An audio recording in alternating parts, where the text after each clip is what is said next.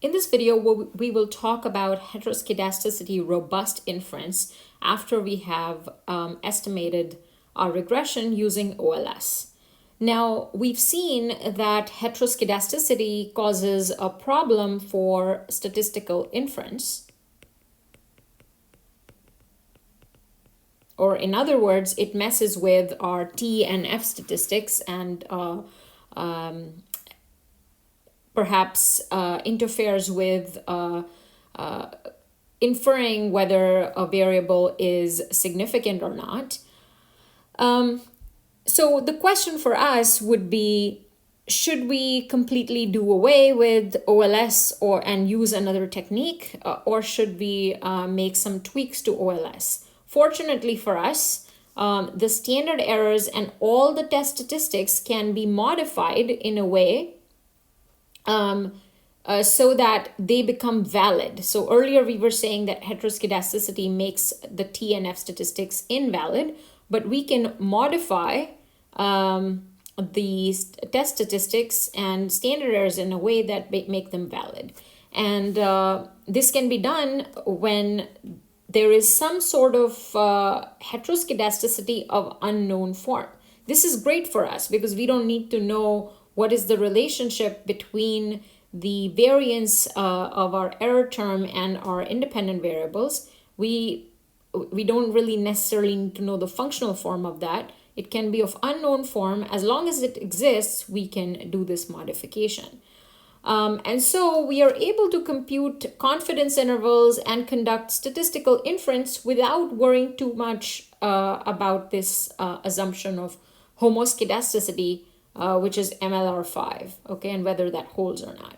So most softwares today are able to do this in a fraction of a second. You can actually do this with an option after you've done your OLS estimation. And what you get in return is the heteroskedasticity robust standard errors, heteroskedasticity robust T statistics, or heteroskedasticity robust confidence intervals. I know this is long. I'm even having a hard time saying this, but in other words, or in an abbreviated form, econometricians call this robust inference. Okay, so whenever you are saying robust inference, this just means that you are modifying your standard errors and test statistics to account for heteroskedasticity.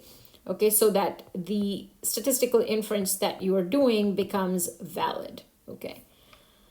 So the textbook will sketch out how these standard errors are computed in the simple regression case, and typically these depend on OLS residuals.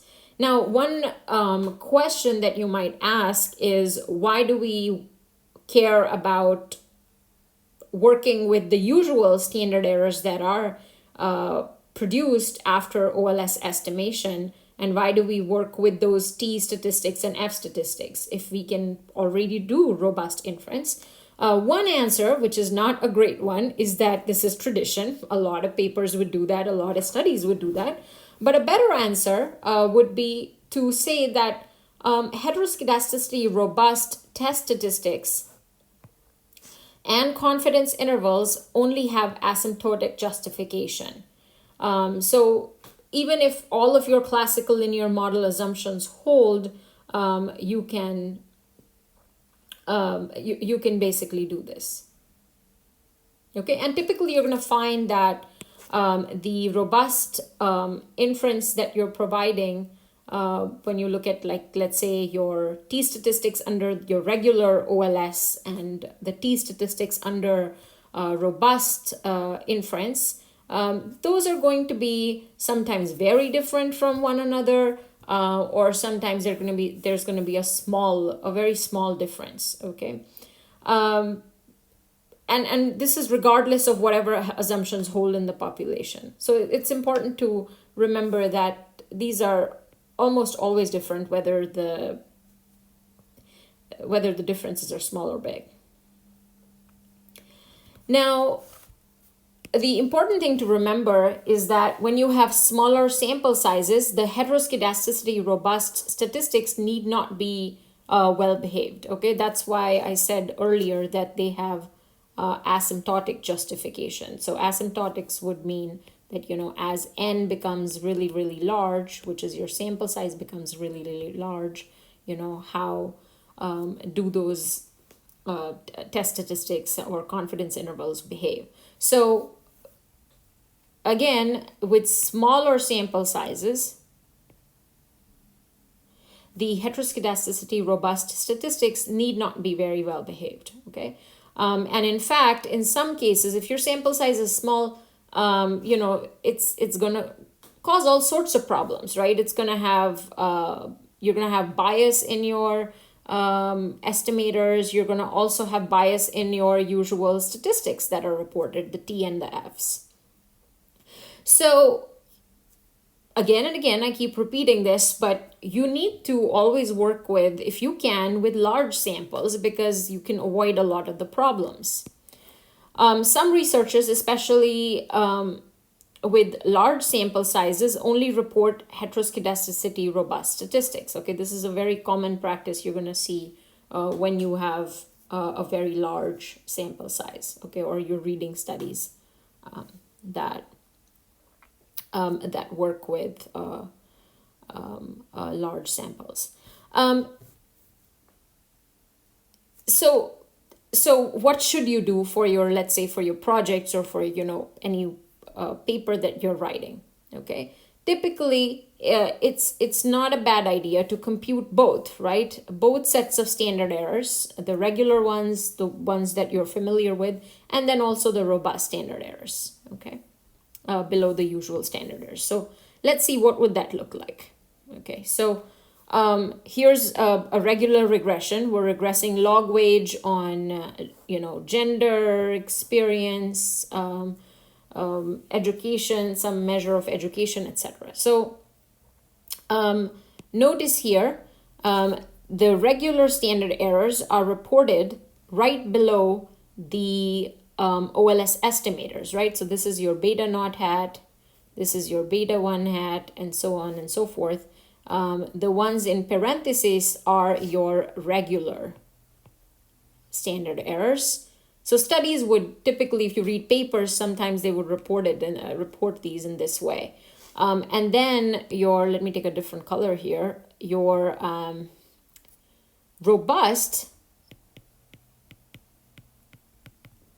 standard errors are reported in your square brackets here, okay? And you can see here that the robust standard errors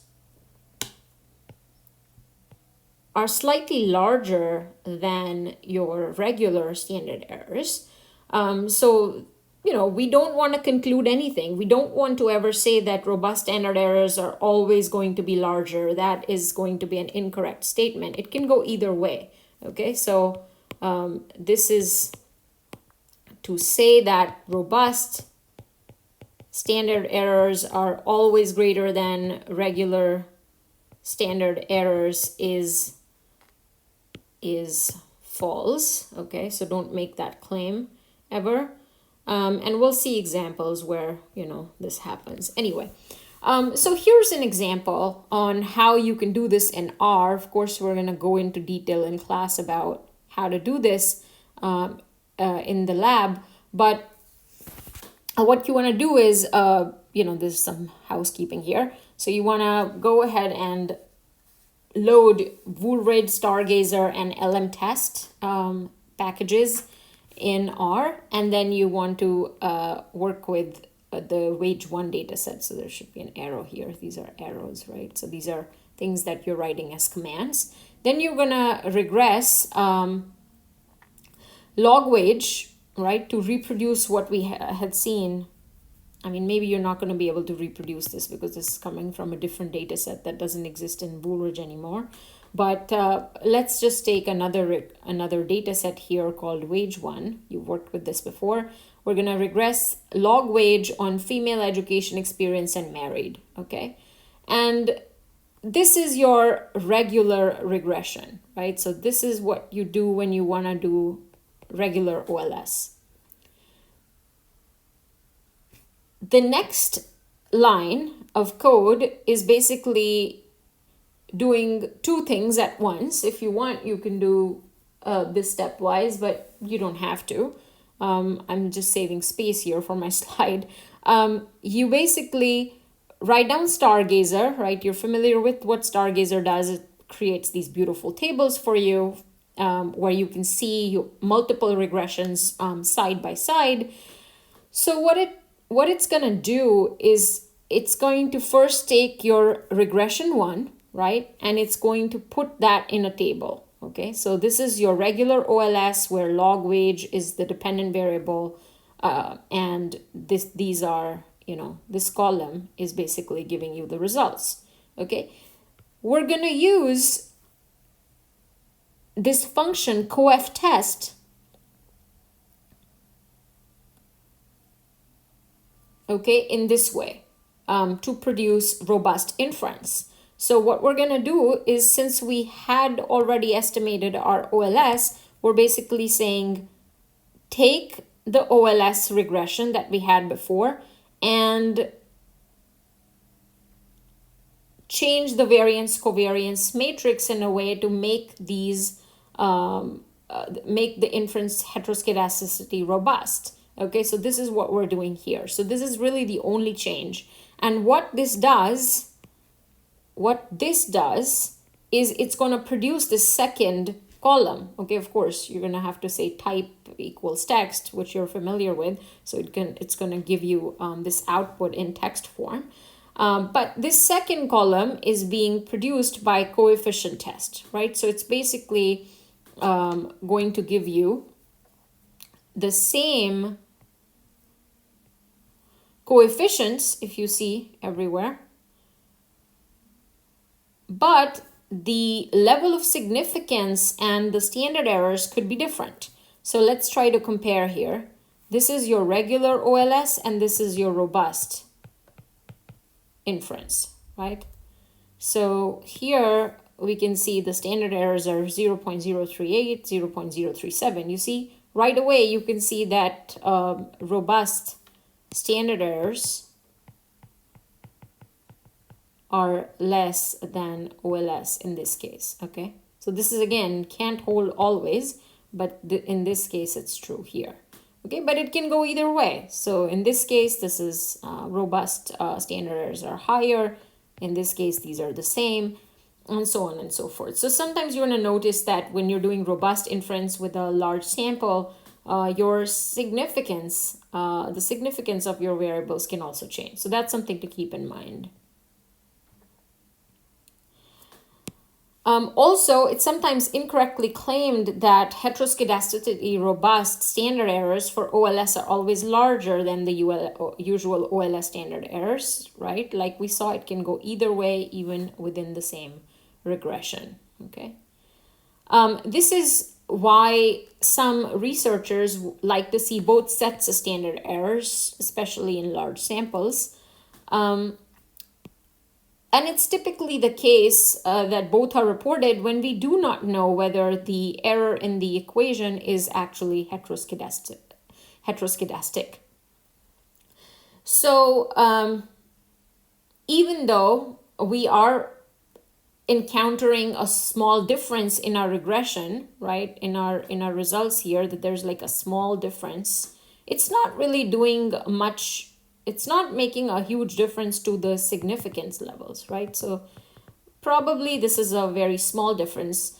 When you see that there is a large difference in standard errors, typically that could be indicative or suggestive of the presence of heteroskedasticity, right? It can be suggestive, but it is definitely not constituting you doing a formal test, which we will see how to do in the next segment.